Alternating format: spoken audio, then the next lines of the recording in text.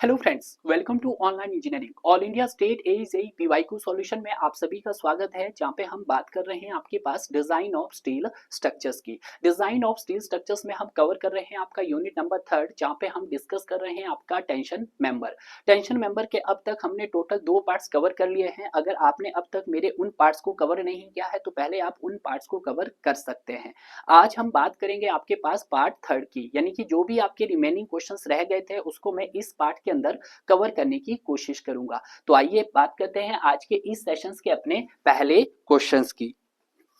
तो ये रहा पहला क्वेश्चंस आपकी स्क्रीन के ऊपर। देखिएगा क्वेश्चंस क्या बोला है। क्वेश्चंस बोला है the capacity of single Indian standard angle section 100 into 100 into 10 mm as a tension member connected by one leg only using 6 rivet of 20 mm diameters। क्या बोला गया है कि आपके पास एक इंडियन स्टैंडर्ड एंगल सेक्शन है जिसका साइज दे दिया गया है। तो सबसे पहले आप इसको रिप्रेजेंट कीजिएगा। इंडियन स्टैंडर्ड एंगल सेक्शंस की बात कर दी गई है। 100 मल्टीप्लाई बाय 100 इनटू 10 mm बोला गया उसने। क्लियर है। अगर मैं बात करता हूं कि सर ये 100 आपको क्या रिप्रेजेंट करवा रहा है, ये रिप्रेजेंट करवा रहा है आपको L1 कनेक्टेड लेग, और दूसरा जो L है ये आपको आउटस्टैंडिंग लेग है जो आपको रिप्रेजेंट करवा रहा है L2 से। और अगर मैं बात करता हूं इस 10 की तो ये रिप्रेजेंट करवा रहा है आपको सर यहाँ पर थिकनेस की बात कर रहा है। बट आज इसने क्या बोला है कि tension member connected by one leg only using 6 rivet of 20 mm diameters. जहां पे अगर मैं डाया की बात करता हूं तो जो डाया दे दिया गया मेरे पास वो 20 mm दे दिया गया है। क्लियर है। तो क्या मैं यहाँ पे इसका होल डाया निकाल सकता हूँ। होल डाया या साइज ऑफ रिविट बोल लो या साइज ऑफ रिविट ही बोल देते हैं। तो डी नॉट जो मेरे पास हो जाएगा वो जाएगा आपके पास dia nominal dia plus 1.5 mm। Sir 1.5 mm की क्लियरेंस आप कब देंगे, जब nominal dia less than equal to 25 mm हो। तो उस कंडीशन में हमारी क्लियरेंस कितनी रहेगी सर आपके पास, तो क्लियरेंस रहेगी 1.5 mm। तो यहां से मैं इसको जब सॉल्व करता हूं आपके होल डाया को डी नॉट, तो ये आ जाएगा डी मेरे पास दिया गया है सर 20 और यहाँ पर 1.5, तो जो डी नॉट हो जाएगा मेरे पास वो 21.5 हो जाएगा। क्लियर है, बिल्कुल सही सर। तो इतना हमने सॉल्व कर दिया है। अब उसने कंडीशन दी गई है कि tension member connected by one leg only. तो देखिएगा कंडीशंस क्या दी गई है। कंडीशन दी गई है आपके पास कि tension member connected by one leg. Tension member connected by one leg.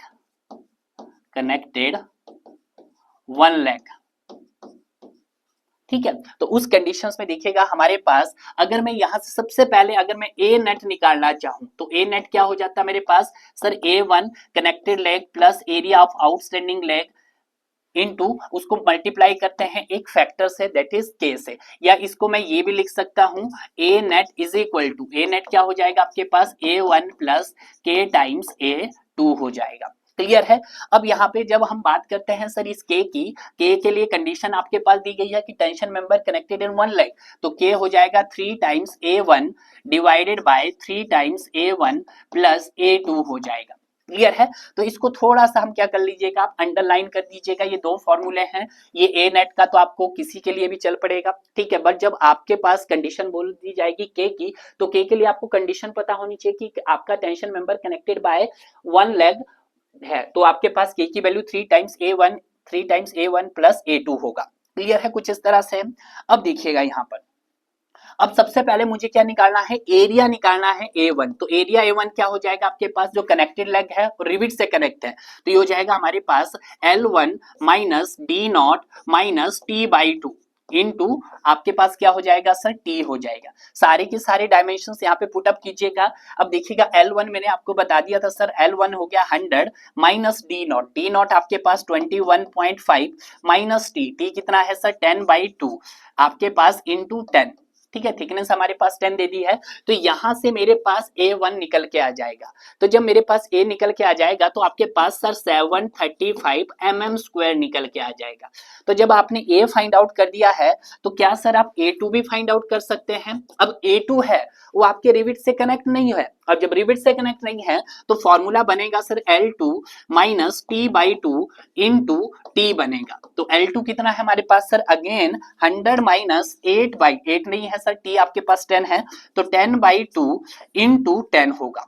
Clear है? तो इस तरह से तो 10/2 करेंगे तो आप 5 आ जाएगा, तो यहां से कितना आ जाएगा सर आपके पास 950 mm स्क्वायर आ जाएगा। तो यहां से मेरे पास ये आ जाएगा सर 950 mm स्क्वायर। क्लियर है? यानी कि A2 मेरे पास आ गया सर 950 mm स्क्वायर आ गया है। क्लियर है? तो दो फॉर्मूले में आपने एरिया A1 निकाला है और एरिया A2 फाइंड आउट कर दिया है। एरिया फाइंड आउट कर दिया है तो आप K कैलकुलेट कर सकते हैं। यहाँ पे बिल्कुल जब मैं वैल्यूज को पुटअप कर रहा हूं यहाँ पर 3 टाइम्स A1 कितना है सर हमारे पास 735 डिवाइडेड बाय करेंगे हम 3 टाइम्स इंटू 735 प्लस आपके पास A2 कितना है सर हमारे पास 950, तो ये आपके पास 950 हो गया। तो सॉल्व करके देखिएगा कितना आता है आपके पास, तो ये हो जाएगा 3 into 735 divided by 3 into 735 plus आपके पास 950, तो यहां से कितना आ रहा है 0.698, यानी कि आपके पास यहाँ पर 0.7 फैक्टर आ गया है।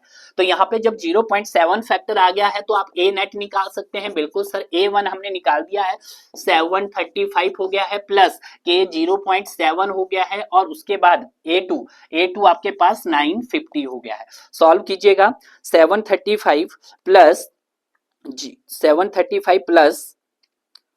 0.7 इंटू 950, तो कितना आ गया सर आपके पास 1400 आ गया यहाँ पे, यानी कि 1400 mm स्क्वायर आ गया है। क्लियर है ये? बट आपको निकालना क्या है, आपको निकालना है कैपेसिटी बोले तो आपको स्ट्रेंथ फाइंड आउट करना है। तो कैपेसिटी जब फाइंड आउट करेंगे आप, कैपेसिटी जो फाइंड आउट करेंगे तो जो भी आपके पास ए नेट आया उसको आप किससे मल्टीप्लाई कर देंगे, सिग्मा AT से। अब देखिएगा अगर आपका डाया अप टू 20 mm तक है तो उस कंडीशन में सिग्मा AT की वैल्यू कितनी लेनी है 150। अगर आपको डाया के रिस्पेक्ट में बात करोगे, अगर आप डायरेक्ट निकालना चाहो तो 0.6 इंटू FY, तो आप कंडीशन माइल्ड स्टील रखेंगे तो 0.6 इंटू 250 करेंगे तो आपके पास 150 आएगा। तो यहां से जब सॉल्व करेंगे तो ये आ जाएगा मेरे पास सर 1400 इंटू आपके पास सिग्मा AT की वैल्यू 150। सिग्मा AT को आप चाहो तो 0.6 इंटू FY कर सकते हैं, तो 0.6 इंटू 250 करेंगे तो आपके पास कितना आ जाएगा 150 मेगा पास्कल आ जाएगा। सॉल्व कीजिएगा आप यहाँ पर 1400 मल्टीप्लाई बाय 150 कितना आया सर 2100 समथिंग आया है। अब इसको न्यूटन में आया है, डिवाइडेड बाय 1000 कर दीजिएगा। तो हम क्या करेंगे सर, इसको डिवाइडेड बाय 1000 कर देंगे तो यहां से कितना आ गया सर कैपेसिटी 210 किलो न्यूटन आ गई है आपके पास। कितनी कैपेसिटी आ गई सर 210 किलो न्यूटन। तो ऑप्शन में है आपके पास बिल्कुल सही। देखिएगा एक बार मैं फिर से आपको बता रहा हूं, सबसे पहले तो आपके पास जो भी आपके पास सेक्शन दिया है, एंगल सेक्शन दिया है, उसका रिप्रेजेंटेशन आना चाहिए। फर्स्ट जो रिप्रेजेंट करवा रहा है वो L रिप्रेजेंट करवा रहा है, सेकंड आपको L2 रिप्रेजेंट करवा रहा है, थर्ड आपको थिकनेस रिप्रेजेंट करवा रहा है। डी आपके पास दिया है सर 20 mm, नॉमिनल डाया आपने निकाल दिया है 21.5 आ गया है। उसके बाद उसने क्या बोला है, जो आपका कनेक्टेड लेग है, वन लेग है, उसमें आपके 6 रिवेट ऑफ 20 mm डाया क्या है। तो यहां से मेरे पास कंडीशन बन गई है कि tension member connected in one leg, और जब tension member connected in one leg है तो उस कंडीशंस में हमारे पास K की वैल्यू क्या होती है 3 times A1 by 3 times A1 plus A2 होती है। क्लियर है? बिल्कुल। तो A नेट क्या होगा A1 plus A2 into K होगा। तो यहां से जब इसको कैलकुलेट किया तो यहाँ पे मेरे पास कांस्टेंट फैक्टर की वैल्यू आ गई 0.7। जब 0.7 आ गया तो मेरे पास यहाँ पर A नेट निकल के आ गया है सर, यस सर, कितना आया सर 1400 mm स्क्वायर आया है।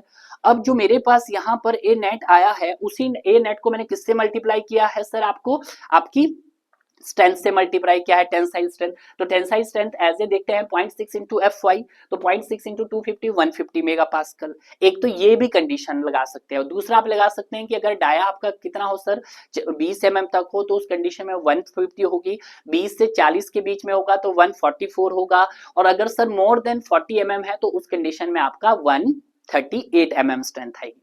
ठीक है, जैसे मैं यहाँ देखता हूँ, यहाँ पे लिख देता हूँ कि अगर सर हमारे पास अप टू क्या है 20 mm डाया है तो उस कंडीशन में सिग्मा AT की वैल्यू क्या आएगी सर आपके पास, तो उस कंडीशन में आएगी सर 150।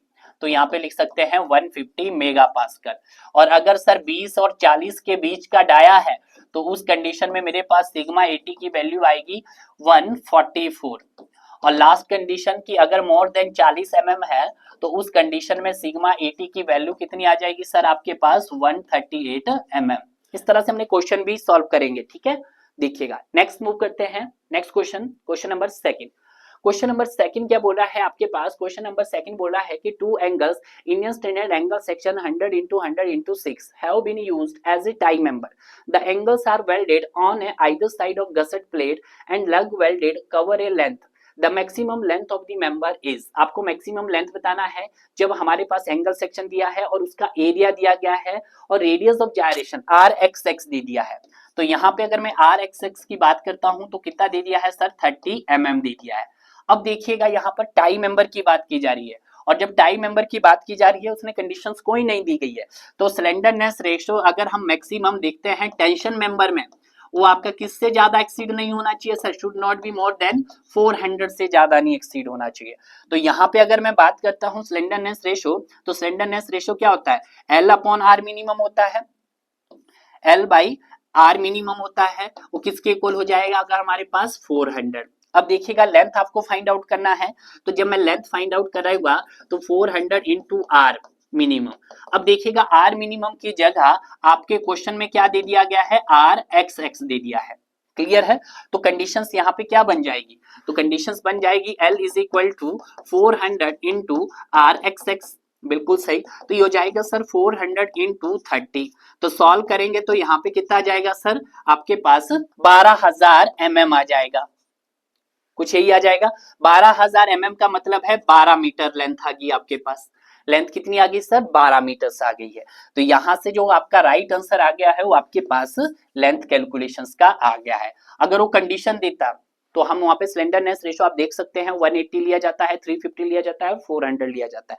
बट जब कोई कंडीशन नहीं दी गई है तो उस कंडीशंस में हमने मान लिया है कि टेंशन मेंबर जो मैक्सिमम स्लेंडरनेस रेशियो सकता है वो आपका 400 से एक्सीड नहीं कर सकता, ठीक है। ठीक है सर। नेक्स्ट देखते हैं question number third. Question number third क्या बोल रहा है आपके पास? बोल रहा है कि एक mild steel tube of mean diameter 20 mm। देखिएगा माइल्ड स्टील ट्यूब दिया गया है और माइल्ड स्टील ट्यूब का हम क्या निकालते हैं? सरकमफ्रेंशियल एरिया निकालते हैं। जब हम सरकमफ्रेंशियल एरिया निकालते हैं डाया को किससे मल्टीप्लाई किया जाता है? पाई डी एल लिया जाता है, तो बिल्कुल। बट यहाँ पे थिकनेस दिया है तो थिकनेस से मल्टीप्लाई हो जाएगा। Is an axially loaded tension member Fy 300 mega pascal, what is the maximum load carrying capacity? Maximum load मतलब स्ट्रेंथ फाइंड आउट करना है। तो अगर मैं बात करता हूं यहाँ पर P मैक्स की, तो P मैक्स के लिए सरकमफ्रेंशियल एरिया आएगा, तो सरकमफ्रेंशियल एरिया क्या हो जाएगा? पाई डी टी इंटू आपके पास क्या दे दी जाएगी सर? इस इंटू एफ वाई। तो पाई के लिए हम पाई रखेंगे, डी आपके लिए सर 20 है, थिकनेस हमारे पास 2 दे दिया गया है, एफ वाई आपके पास 300 दे दिया गया है, ठीक है। एफ वाई ऐसे नहीं निकलेगा आपके पास, सिग्मा 80 निकालना है आपको यहाँ पे। इससे किससे मल्टीप्लाई करना पड़ेगा सर? सिग्मा 80। और सिग्मा 80 कैसे निकलेगा सर? 0.6 Fy से निकलेगा। तो इसको जब सॉल्व किया तो pi into 20 into 2 into 0.6 into Fy कितना है सर? माइल्ड स्टील के लिए 250, ठीक है। हम जनरल मान के चलते हैं। तो सॉल्व कीजिएगा, यहाँ पर कितना आया सर आपके पास? यहाँ पे आ जाएगा 20 इंटू 2 इंटू 0.6 इंटू 250, 22 समथिंग, 22.61 आ रहा है, 22.61। तो ये आ जाएगा 22 न्यूटन में आ रहा है। अगर डिवाइड बाय आप 1000 कीजिएगा 22.69, ठीक है। यही आ रहा है आपके पास किलो न्यूटन। तो यहाँ पर मेरे पास क्या निकल के आ जाएगा सर? आपके पास P मैक्स निकल के आ जाएगा। तो P मैक्स जो आपके पास हो गया वो आपका option B is the right answer हो गया है। नेक्स्ट आ गया है next question number fourth. Question number fourth क्या बोल रहा है कि in the case of tension member consisting of two angle back to back की बात की जा रही है। अभी हमने बात की थी single angle connected with the single leg. पहली कंडीशन हमको डिस्कस करवा देता हूं। पहली कंडीशन क्या थी कि सिंगल एंगल कनेक्टेड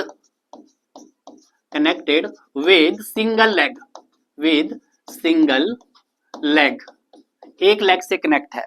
तो उस कंडीशंस में अगर मैं बात करता हूं, सबसे पहले ए नेट यहां पे देखता हूं, तो ए नेट हो जाता है सर हमारे पास A1 प्लस के टाइम्स A2 हो जाएगा। तो इस कंडीशन में A1 क्या आ जाएगा, 3 times A1 plus 3 times A1 plus A2 रहेगा। Yes sir, case number 1। But जब हम केस नंबर 2 की बात करता हूं तो केस नंबर 2 में क्या बोला है, two angles, pair of angles भी बोल सकते हैं, pairs of angle connected back to back.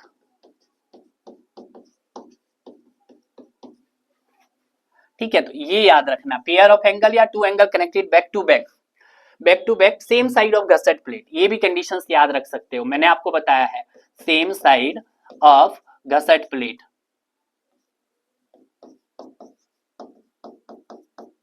Gusset plate.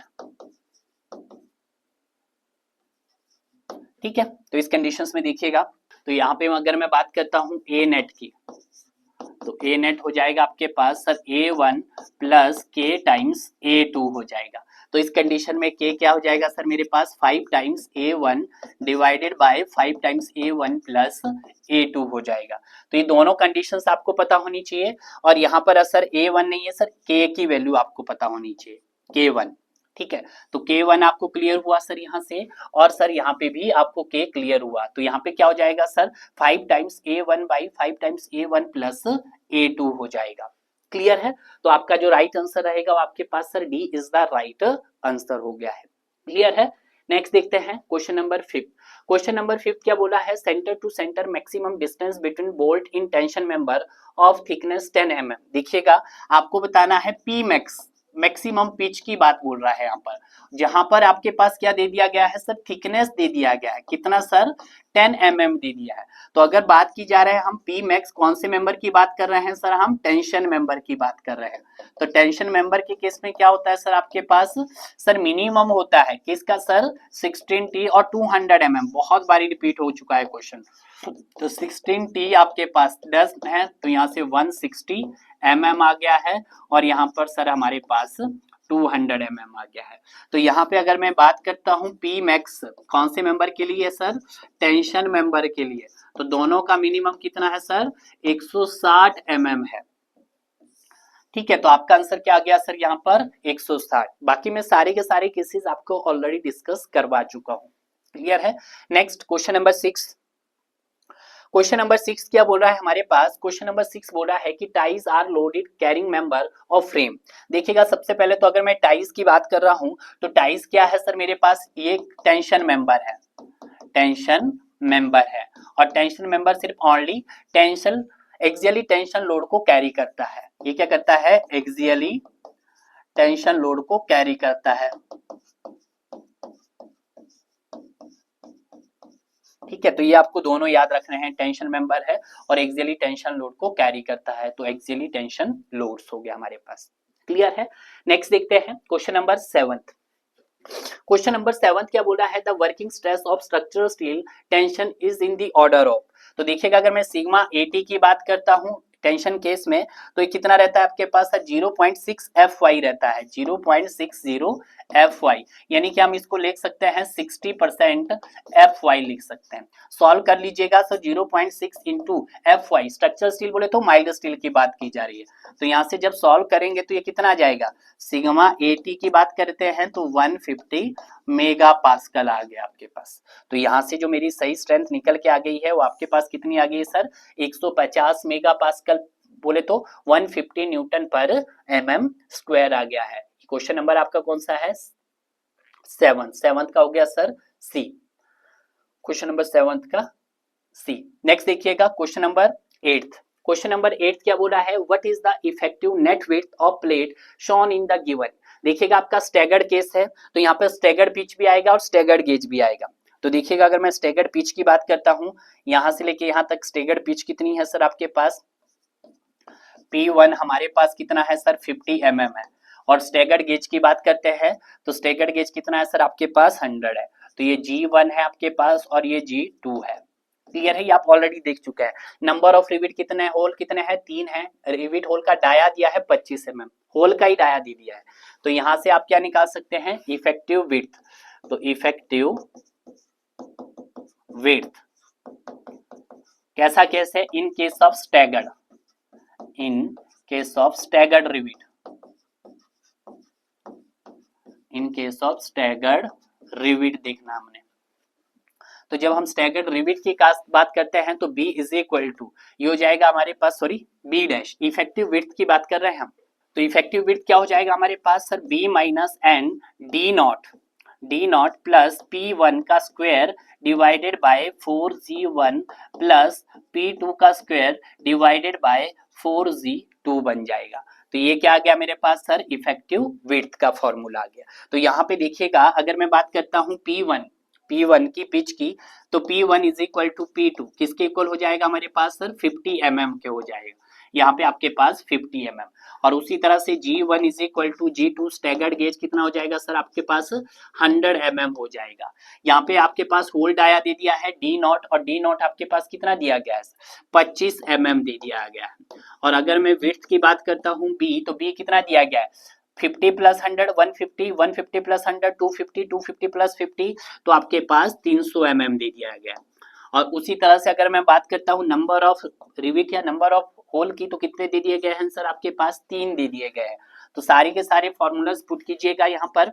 B मेरे पास कितना दे दिया है, 300 माइनस एन 3, डी नॉट कितना दे दिया गया सर, डी नॉट मेरे पास 25 प्लस P1 P2 आपके पास 50, तो 50 का स्क्वायर 4, G1 100 प्लस P2 50 का स्क्वायर डिवाइडेड बाय 4 इंटू 100। तो यहाँ से क्या आ जाएगा आपके पास सर, यहाँ से B डैश निकल आएगा 237.5 mm के आसपास आ जाएगा। तो यहाँ पे देखिएगा ऑप्शन में कहाँ आ रहा है सर, 237.5 mm आ रहा है। क्लियर है? तो देखिएगा बहुत ही सिंपल था, सारा आपको फॉर्मूला पता होना चाहिए और सारी वैल्यूज आपको पुट अप करनी है। क्लियर है? नेक्स्ट देखते हैं क्वेश्चन नंबर 9। क्वेश्चन नंबर 9 क्या बोला है, the design strength of member axially under tension. Design strength निकालना है, तो डिजाइन स्ट्रेंथ के लिए हम किससे रिप्रेजेंट करते हैं, TDG। ये किसके रिस्पेक्ट बात करता है, ग्रॉस यील्डिंग के रिस्पेक्ट बात करता है। तो ये जो हो जाएगा हमारे पास, ये क्या हो जाएगा, जो भी आपके पास ग्रॉस एरिया आएगा उसको मल्टीप्लाई करना पड़ेगा आपके पास किससे, यील्ड स्ट्रेंथ से। और यील्ड स्ट्रेंथ को डिवाइड करना पड़ेगा सर कौन से, सर हमें डिवाइड करना पड़ेगा गामा m0 से। क्लियर है? बिल्कुल से। ये तो हमारे पास design strength of member under axial in tension. But जब हम रप्चर की बात करते हैं, रप्चर के केस में यानी कि TDN की, तो उस कंडीशन में क्या होगा, आपके पास आपका नेट एरिया आएगा, तो ए नेट हो जाएगा हमारे पास मल्टीप्लाई बाय Fy की जगह क्या आ जाएगा, अल्टीमेट स्ट्रेंथ। और अल्टीमेट स्ट्रेंथ किसके रिस्पेक्ट बात करता है सर, यहाँ पर आपके पास सर वो बात करता है हमारे पास गामा m1 के, और मल्टीप्लाई फैक्टर लिया जाता है 0.9। क्लियर है? ये आप देख सकते हैं, हमने ऑलरेडी डिस्कस भी करवा चुके हैं आपको। तो इसको क्या कर लीजिएगा, आप अंडर लाइन कर दीजिएगा दोनों ही फॉर्मूले को। तो अगर हम ग्रॉस यील्डिंग के रिस्पेक्ट बात करते हैं, TDG is equal to gross area into Fy divide by gamma m0, यानी कि सी आपका क्या हो गया सर, राइट आंसर हो गया है। क्लियर है? नेक्स्ट देखते हैं question number 10। The tension member of a simple truss with angle section should be design. अगर टेंशन मेंबर की बात करते हैं तो टेंशन मेंबर किसके रिगार्डिंग बात करता है, gross area, net area. Sir net area के रिस्पेक्ट बात करता है, ए नेट। ठीक है, ए नेट के regarding. Next question number 11। Question number 11 क्या बोल रहा है कि in the design of bracket connection dash is silent factor to the. Bracket connections की जब हम बात करते हैं तो लोड आपके मेंबर के सीजी से पास नहीं करता है। जब पास नहीं करता तो वहां पे इसेंट्रिसिटी डेवलप्ड होती है, यानी कि यहाँ पे जो साइलेंट फैक्टर्स रहेंगे वो रहेगा लोड और इसेंट्रिसिटी, ऑलरेडी डिस्कस कर चुके हैं हम। तो इसका आंसर क्या हो गया सर, आपके पास D is the right answer हो गया है। नेक्स्ट देखते हैं क्वेश्चन नंबर 12। क्वेश्चन नंबर 12 क्या बोल रहा है कि tie member consist of ISA। देखिएगा इंडियन स्टैंडर्ड एंगल सेक्शन दे दिया गया है। ध्यान दीजिएगा इस क्वेश्चन की, स्टूडेंट गलती क्या करेगा, क्या दे दिया गया sir, 100 into 75 into 8 connected leg L1। 100 क्या रिप्रेजेंट कर रहा है आपको, कनेक्टेड लेग रिप्रेजेंट कर रहा है L1। और अगर मैं बात करता हूं 75, ये रिप्रेजेंट कर रहा है सर L2। और अगर हम बात करते हैं 8, तो ये रिप्रेजेंट कर रहा है सर हमारे पास थिकनेस। क्लियर है? Longer leg is connected to gusset plate, सिर्फ गसेट प्लेट के साथ कनेक्टेड है। The gross cross sectional area of connected leg और अनकनेक्टेड लेग, यानी कि आपको यहाँ पर एरिया फाइंड आउट करना है, एरिया A1 कनेक्टेड लेग और एरिया A2 आपको अनकनेक्टेड लेग फाइंड आउट करना है। तो देखिएगा आज जो आपका गसेट प्लेट कनेक्ट है वो किसी भी रिविट और बोल्ट से कनेक्ट नहीं है, ठीक है। तो यहाँ पे अगर मैं सिंपल सा फॉर्मूला देखूं, अगर मैंने पहले आपको फॉर्मूला बताया था A1 is equal to L1 minus D minus T by two into क्या किया था मैंने सर, टी किया था। बट यहाँ पर आज डी दी दिया गया है क्योंकि वो किसी भी रिविट और बोल्ट से कनेक्टेड नहीं है, तो इसको मैं इस टर्म को क्या कर दूंगा, यहाँ पे जीरो कर देता है माइनस। तो यहाँ से जो मेरे पास L1 आ जाएगा area L1 minus T by two into T आ जाएगा। क्लियर है इस तरह से। तो यहां से मुझे एरिया निकाल दीजिएगा। तो L1 मेरे पास कितना दे दिया है सर, 100 दे दिया है। T मेरे पास सर 8/2 दे दिया है, 8/2। और थिकनेस कितनी है सर, 8। सॉल्व कीजिएगा, 8/2 4, 100 माइनस 4 96। तो 96 मल्टीप्लाई बाय 8 कितना है आपके पास, 768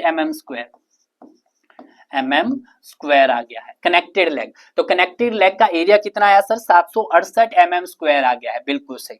अब देखते हैं सर हम दूसरा A2। तो A2 का फॉर्मूला तो आप सभी जानते हैं, L2 T/2, ठीक है, इंटू आप T कर देते हैं। तो L2 कितना है सर मेरे पास यहाँ पर 75 है, माइनस T कितना है सर 8/2 हो गया आपके पास, इंटू आपके पास 8। तो देखिएगा 75 माइनस 4, 75 माइनस 4 करेंगे तो 71 मल्टीप्लाई बाय हम 8 करेंगे तो 568। तो कितना आ जाएगा सर यहाँ पर 568 mm² आ गया है। तो यहां से मेरे पास क्या आ गया है, एरिया A1 कनेक्टेड लेग आ गया कितना 768 mm², आउटस्टैंडिंग लेग का कितना आ गया सर 568, कनेक्टेड और अनकनेक्टेड दोनों का। तो आपका जो राइट आंसर हो जाएगा वो आपके पास ए इज द राइट आंसर हो गया है। क्लियर है। Next question number 13, the maximum shear stress of steel beam should not be exceed. देखिएगा अगर मैं बात कर रहा हूं यहाँ पर शेयर स्ट्रेस की, ये मैं पहले भी डिस्कस करा चुका हूं, फिर एक बार फिर बता। शेयर स्ट्रेस, शेयर स्ट्रेस बोले तो आपसे टाउ पूछा जा रहा है।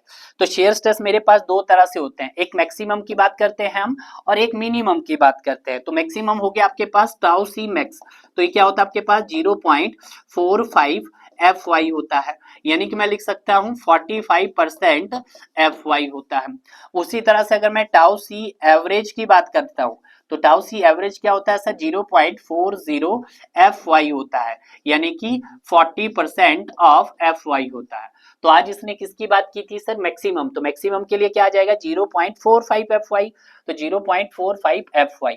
क्लियर है, बिल्कुल सही। तो आपका राइट आंसर जो हो गया वो हमारे पास ए इज द राइट आंसर हो गया है। ये मैं पहले भी डिस्कस करवा चुका हूं। नेक्स्ट देखते हैं क्वेश्चन नंबर 14।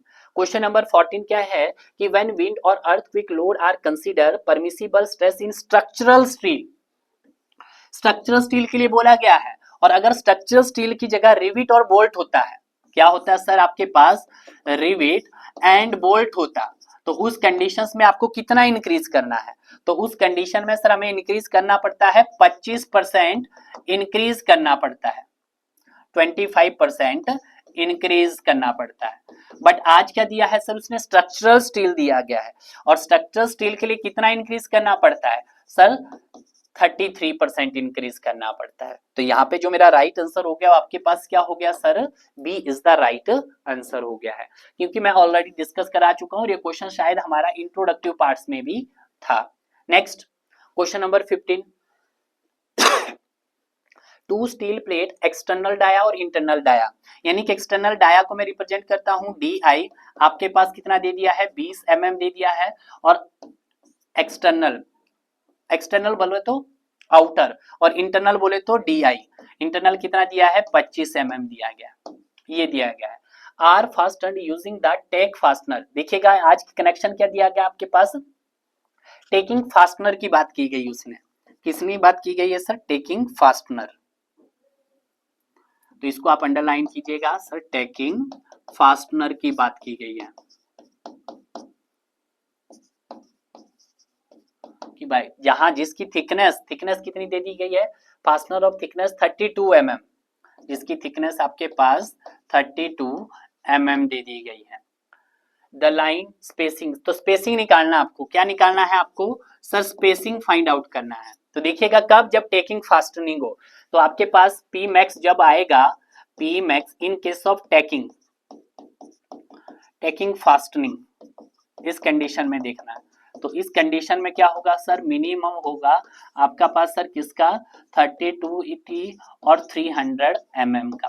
अब देखिएगा टी ऑलरेडी दिया गया आपके पास कितना, तो ये हो जाएगा 32 मल्टीप्लाई बाय 32 और ये हो जाएगा सर 300।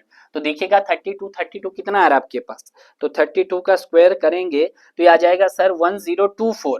कितना आ रहा है 1024, 1024 mm आ रहा है। और यहाँ पे कितना आ रहा है सर आपके पास 300 mm। तो इन दोनों का मिनिमम क्या है सर 300 mm है। क्लियर है, क्योंकि उसने कितनी दी गई है आपके पास सर 32 थिकनेस दे दी गई है भाई। तो देखिएगा इस तरह का सवाल मैं पहले करवा चुका हूं और ये क्वेश्चंस बार बार पूछा जा रहा है, इसका मतलब है स्टूडेंट इस क्वेश्चंस में अभी भी गलतियां कर रहे होंगे, तभी क्वेश्चंस पूछा जा रहा है। ठीक है भाई, 32 mm दी गई है। 32 mm कुछ ज्यादा है कुछ कम भी हो सकती है, बट हम इसके रिगार्डिंग बात कर चुके हैं। नेक्स्ट देखते हैं क्वेश्चन नंबर 16। क्वेश्चन नंबर 16 क्या बोला है, एक टाई बार का क्रॉस सेक्शन दे दिया है, तो cross section area of tie bar निकाल सकते हैं। एरिया ऑफ टाई बार क्या हो जाएगा आपके पास 50 मल्टीप्लाई बाय 8 हो जाएगा, यानी कि कितना आ जाएगा सर 400 mm स्क्वायर आ गया है पहली स्टेटमेंट से। इससे हमने लिखा है is to carry a load दिया गया है 80 किलो न्यूटन और लोड दिया गया है P मतलब टाई मेंबर का, टाई मेंबर को मैं T से रिप्रेजेंट किया हूं 80 किलो न्यूटन। तो इन दो पैरामीटर से आप क्या निकाल सकते हैं, स्ट्रेस निकाल सकते हैं, स्ट्रेस ऑफ टाई मेंबर। तो स्ट्रेस ऑफ टाई क्या हो जाएगा आपके पास load of tie member by area of tie. तो यहाँ पे लोड कितना है सर 80 किलो न्यूटन, तो 80 किलो न्यूटन को आपको न्यूटन बनाना है 10⁻³ divided by cross section area कितना है सर 400। तो यहाँ पे ये न्यूटन बन गया है, ये आपके पास mm² आ गया है। तो सॉल्व कीजिएगा आप, तो ये हो जाएगा सर 80 डिवाइडेड बाय 400 इंटू 1000। तो कितना आ जाएगा सर ये आ जाएगा 200 न्यूटन पर mm²। ठीक है, तो पहली कंडीशन दी थी हमारे पास टाई की, उसको तो हमने सॉल्व कर दिया है स्ट्रेस।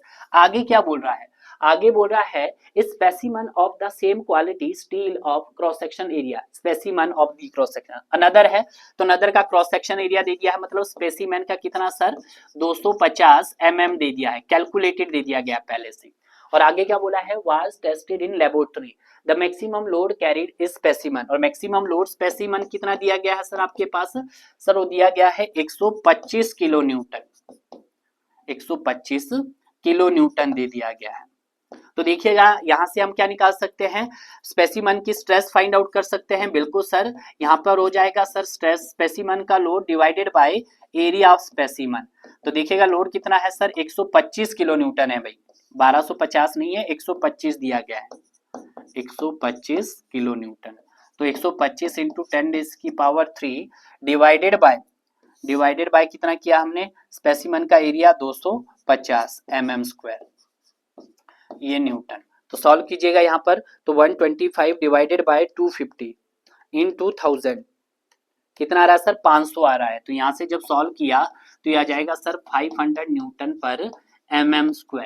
आपको क्या निकालना है, find the factor of safety of design, आपको FOS निकालना है, फैक्टर ऑफ सेफ्टी। तो फैक्टर ऑफ सेफ्टी क्या हो जाएगा आपके पास, stress of specimen to the stress of tie. ठीक है, तो स्पेसिमन का कितना है सर 500 न्यूटन पर mm² है, बिल्कुल सही। और अगर हम बात करते हैं स्पेसिमन का, तो स्पेसिमन का कितना आया था सर आपके पास 200 न्यूटन पर mm² आया था। तो न्यूटन पर mm² से कैंसिल, तो यहाँ से कितना आ जाएगा 2.5। तो फैक्टर ऑफ सेफ्टी कितना आ गया सर आपके पास 2.5 आ गया है। तो देखिएगा बहुत इजी सवाल था, सिंपल कैलकुलेशन बेस्ड सवाल पूछा जा रहा है। Next question number 17। Question number 17 क्या है, the best tension member section will be, already discuss कर चुका हूं, सबसे बेस्ट जो माना गया हो double angle section on opposite side of gusset plate को माना गया है। तो D is the right answer. Next question number 19, which of the following is not a tension member, किस में से कौन सा आपके पास टेंशन मेंबर नहीं है। तो केबल क्या था टेंशन मेंबर, टाई क्या था टेंशन मेंबर, बार क्या था टेंशन मेंबर, बूम क्या है प्रिंसिपल ऑफ कंप्रेशन मेंबर।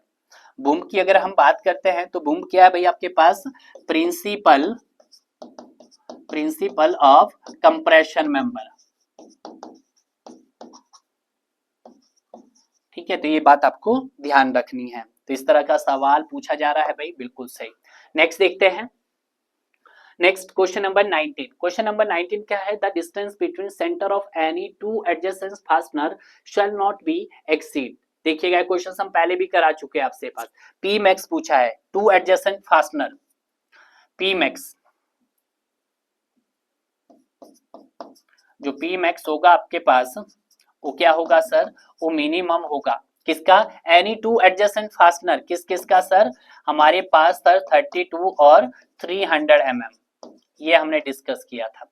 तो आपका जो राइट आंसर हो जाएगा वो आपके पास क्या हो जाएगा sir, D is the right answer. Next question number 20, allowable stress in axially tension for plate angle etcetera when thickness is more than, देखिएगा हम अगर बात करते हैं कि अगर सिर्फ इफ डाया क्या हो हमारे पास, डाया अगर अप टू कितना हो सर 20 mm हो, तो वहां पर सिग्मा एटी की वैल्यू आपको बताना है, तो कितनी होती है 150 मेगा पास्कल। अगर डाया आपके पास 20 से 40 mm के बीच में हो तो वहां पे सर ये हो जाएगी 144 मेगा पास्कल। और अगर sir dia greater than equal to 40 mm हो तो वहां पे हो जाएगी सर 138 मेगा पास्कल। क्लियर है, तो यहां से अगर क्वेश्चन में पूछा गया है मोर देन, तो अब मोर देन के लिए कितना सर 138 मेगा पास्कल हो जाएगा, तो ये अभी आपको याद रखना है। नेक्स्ट देखते हैं क्वेश्चन नंबर 21। क्वेश्चन नंबर 21 क्या है, the phenomenon for the internal transfer of forces from one leg to other, तो उसको क्या बोला जाता है कि जब आपका क्या होता है, आपके फोर्सेस का ट्रांसफर होता है वन लेग से दूसरे लेग, तो उसको शेयर लेग बोला जाता है या शेयर लेग, तो उसको सर शेयर लेग बोला जाता है, यानी कि A is the right answer. Clear है। Next question number 22। Question number 22 क्या है कि एक short angle used to connect the gusset and outstanding leg of main member is called, तो उसको बोला जाता है सर लग एंगल्स। और लग एंगल्स को मैंने आपको पहले ही बताया था, लग एंगल्स क्या है, it is the shortest length of angle connection है, जिसका यूज हम किसके लिए करते हैं, to reduce the connection length को कम करने के लिए करता है, और ये आपके घसट प्लेट की सेविंग करता है। और तीसरी इसके सबसे बड़ी जो ड्रॉबैक रही है वो रही है सर कि ये क्या करता है, आपके कॉस्ट को बढ़ा देता है, क्योंकि यहाँ पे हम एडिशनली फास्टनर इज रिक्वायर्ड रहते हैं। तो आपका आंसर हो गया ये। Next question number 23।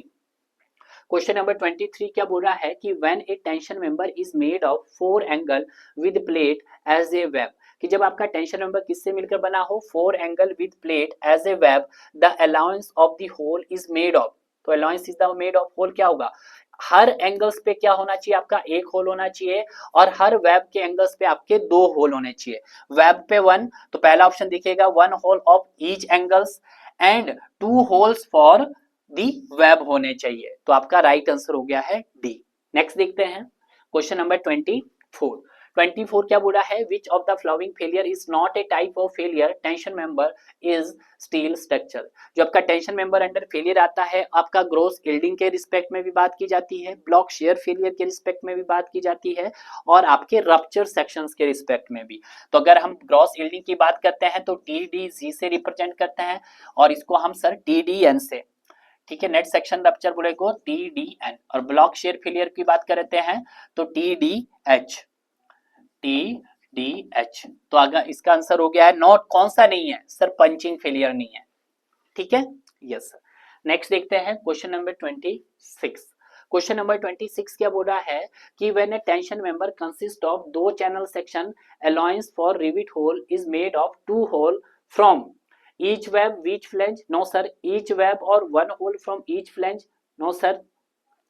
देखिएगा यहाँ पे क्वेश्चन नंबर ये है 25, तो 25 क्या होगा, ये बोला है each web और 1 hole from each flange whichever is less, yes, तो आपका आंसर हो जाएगा सर यहाँ पर D is the right answer हो गया। मैंने क्वेश्चन आपको SSC में भी सॉल्व करवाया है, ठीक है। Next question number 26। Question number 26 क्या बोल रहा है कि in a tension member if one or more than 1 rivet holes are off the line, off the line का मतलब क्या है कि वो एक ही लाइन में नहीं है, यानी कि वो पाथ कैसा फॉलो कर रहे हैं, जिग-जैग पाथ या डायमंड पाथ फॉलो कर रहे हैं, तो उस कंडीशन में हमारे पास क्या आएगा, स्टैगर्ड के केस में, मतलब स्टैगर्ड रिविट बोल रहा है, in case of staggered rivet,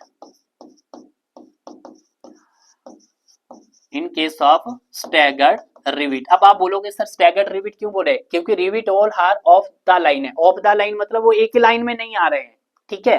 तो जब एक ही लाइन में नहीं आ रहे हैं तो कुछ इस तरह से होंगे भाई, देखिएगा इस तरह से होंगे कि एक रिविट आपका यहां होगा और बाकी रिविट आपके कुछ इस तरह से लगे होंगे, ठीक है, कुछ इस तरह से। और इसकी अगर हम बैक पोजीशन देखें तो बैक पोजीशंस भी हमको कुछ इस तरह से दिखाई देगी सर इसकी,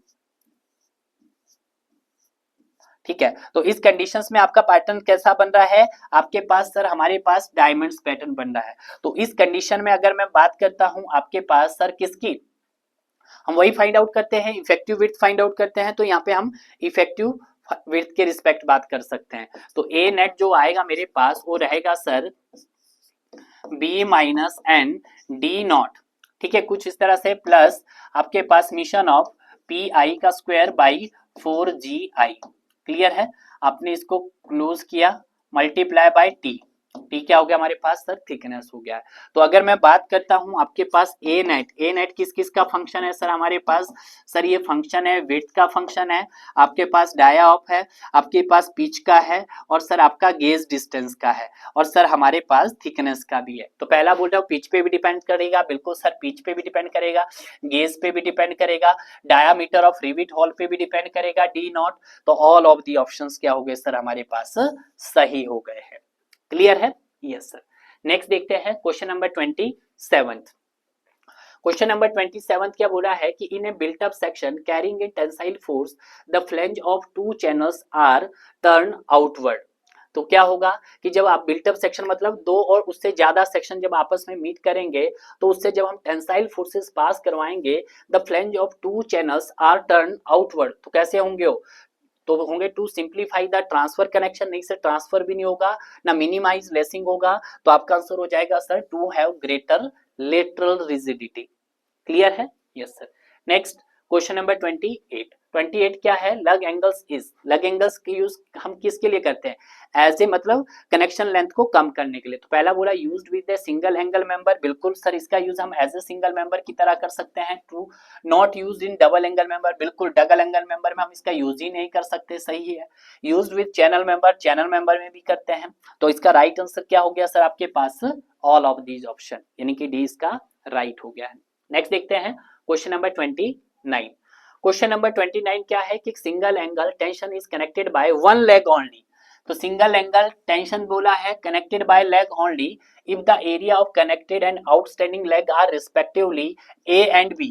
कनेक्टेड लेग का एरिया ए दे दिया है और आउटस्टैंडिंग लेग का एरिया बी दे दिया है, then what is the effective area of the angle. तो इफेक्टिव एरिया जब हम बात कर रहे थे तो ए नेट हमारे पास था सर A1 प्लस के टाइम्स A2 था, बट यहाँ पर उसने अगर हम बात कर लेते हैं ए नेट की, तो ए नेट क्या बनेगा, A1 कनेक्टेड लेग का एरिया है उसको उसने ए से रिप्रेजेंट किया है और A2 को उसने बी से रिप्रेजेंट किया है।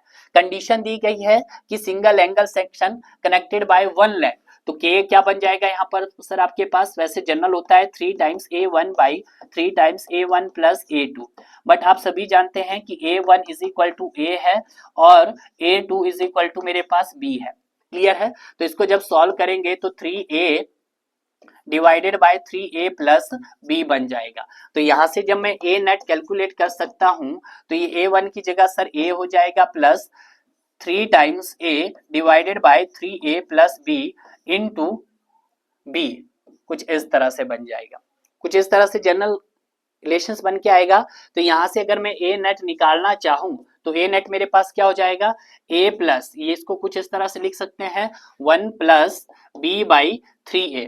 क्लियर है, कुछ इस तरह से ये लिख सकते हैं। और कुछ अनदर टर्म्स में लिखना चाहूं मैं तो अनदर टर्म्स भी मैं यहाँ पे बना सकता हूं, ए प्लस क्या बन जाएगा आपके पास, A plus B divided by 1 plus 1/3, तो 0.33 बी बाई ए, कुछ ये भी बन सकती है आपके पास।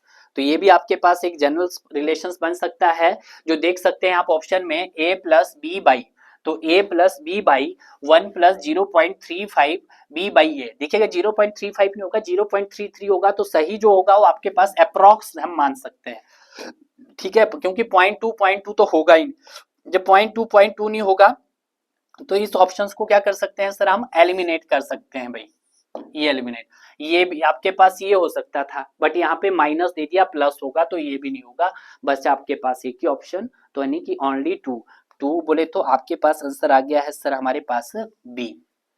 क्लियर है, यस सर। नेक्स्ट देखते हैं क्वेश्चन नंबर 30। क्वेश्चन नंबर 30 क्या बोल रहा है कि एक steel member that primarily loaded in tension is called. तो देखिएगा टाई स्ट्रट बोले कंप्रेशन मेंबर है, टाई टेंशन है बट बीम आपका फ्लेक्सुरल मेंबर है, स्लिंग भी नहीं है, तो आपका राइट आंसर क्या हो जाएगा सर यहाँ पर? Tie. Tie is a tension member. Next question number 31। Question number 31 क्या बोला है? Maximum spacing of tack riveting. Maximum spacing बताना है आपको टैकिंग रिविट्स। देखिएगा पी मैक्स की अगर हम बात करते हैं टैक रिविटिंग के केस में should not exceed 1000 mm। 1000 mm से एक्सीड नहीं होना चाहिए टेंशन के केस में, ठीक है। और अगर हम बात करते हैं P max is equal to tack riveting के केस में should not be exceed 600 mm। किस केस में सर? कंप्रेशन के केस में, ठीक है। तो आपका मैक्सिमम स्पेसिंग पूछा है टैक रिविटिंग, तो यहाँ पे क्या हो जाएगा सर? सी हो जाएगा। 1000 mm से एक्सीड नहीं करना चाहिए, ठीक है। नेक्स्ट देखते हैं आज का लास्ट क्वेश्चन। आज का लास्ट क्वेश्चन क्या है? Design strength of tension member under axial load is. तो अगर हम बात करते हैं design strength of tension member की, design strength for the tension member, ये किसके रिगार्डिंग हम बात कर रहे हैं? IAS 800 2007 के रिस्पेक्ट में। तो ये हो जाएगा हमारे पास क्रॉस यील्डिंग TDG, और दूसरा हो जाएगा TDN, और दूसरा हो जाएगा TDH। इन तीनों का कौन सी वैल्यू लेंगे हम? Lowest of the lower value of the end connection. तो पहला बोला है lowest of the design strength due to yielding of gross section area, तो yielding of gross section area को TDG, और बोल रहा है section rupture of the net cross section area, ruptures का हमने TDN बोला है, और शेयर बोला है ब्लॉक शेयर को TDH बोला है, lower at the end connections. तो यहाँ पे अगर हम बात करते हैं तो ए ऑप्शंस क्या है सर मेरे पास यहाँ पर? ट्रू हो गया है। बी देखते हैं, lesser of design strength due to rupture cross section block, नहीं, यहाँ पे तो 2 ही आगे फॉल्स हो गई है। देखते हैं lesser of design strength of yielding cross section and block, नहीं सर ये भी आपके पास फॉल्स हो गई है। Laser of design strength of yielding cross section and rupture, नहीं, 2 ही की बात की गई है, फॉल्स। हम तीनों का ही क्या देखना है? लेजर देखना है। किस किस का सर? ग्रॉस यील्डिंग का, रप्चर का भी, और ब्लॉक शेयर फेलियर का भी। तो इस तरह से जो हमारे पास टेंशन मेंबर के जितने भी पार्ट्स थे उन सभी पार्ट्स को हमने बहुत अच्छे से कवर किया है, और इस तरह से हमारा टेंशन मेंबर यहाँ पर कंप्लीट होता है डियर। अगले पार्ट्स में जो हम कवर करेंगे एक और यूनिट नंबर 4 डिस्कस करेंगे, जहां पे हम बात करेंगे आपके पास कंप्रेशन मेंबर की। कंप्रेशन मेंबर को भी इसी तरह से डिस्कस किया जाएगा जिस तरह से हमने टेंशन मेंबर्स को कवर किया है। तो मिलते हैं अब आपको नए पार्ट्स में, तब तक आप इसी तरह से डियर पढ़ते रहिए और आगे बढ़ते रहिए।